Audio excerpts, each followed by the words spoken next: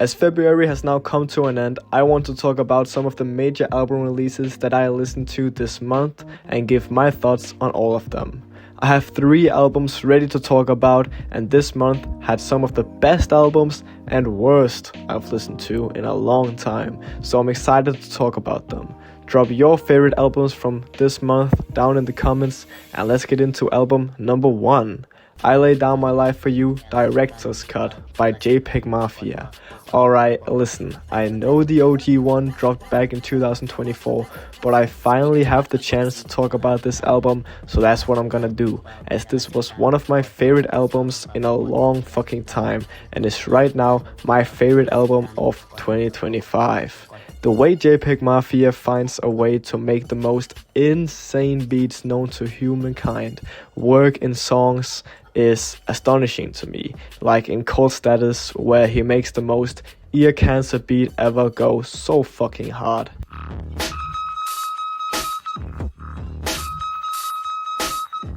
If you haven't heard this album, I definitely think you should give it a try. I really love the direction he is going with this, as I am not one of the biggest fans of his older stuff, but this album it really caught me off guard, and I really didn't expect to like it as much as I do. I can't really explain the sound of the album, I just think it's something you have to listen to. The director's cut added 14 new songs to the already amazing track list we had with the OG, including songs like Protect the Cross, which is probably my favorite from the new tracks. So JPEG is the only person who can use AI in a good way, as he sampled an AI song on the track either on or off the drugs, and it is undoubtedly one of the best songs on this whole album, and I really think Kanye should try to take some notes there. Overall, Peggy is super experimental on this one, as he always is, and I'd give this album a light 9 out of 10. That's right, I'm copying Anthony Fantano now. The difference is just that I have better opinions. I'm feeling a light to decent 6 on this thing. Some Sexy Songs For You by Drake and Party Next Door. Man, I can't tell you how much of a fucking snooze fest this whole album was. Every song felt the same, other than a few highlights like Give Me a Hug.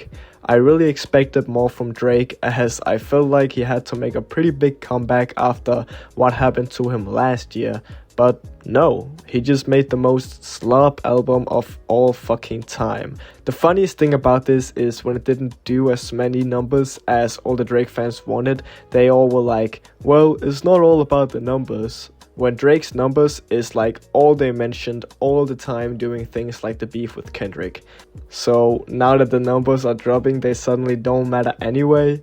This album was an hour and 13 minutes long, and I really didn't enjoy any of it. I will admit that I'm not the biggest Drake fan of all time, but I did go into this album with an open mind, as I want to be as fair as possible, but man. And fucking Meet Your Padre, holy shit, that might be the worst song ever. There is no way he made that song and was like, yeah, this shit is, it's banger.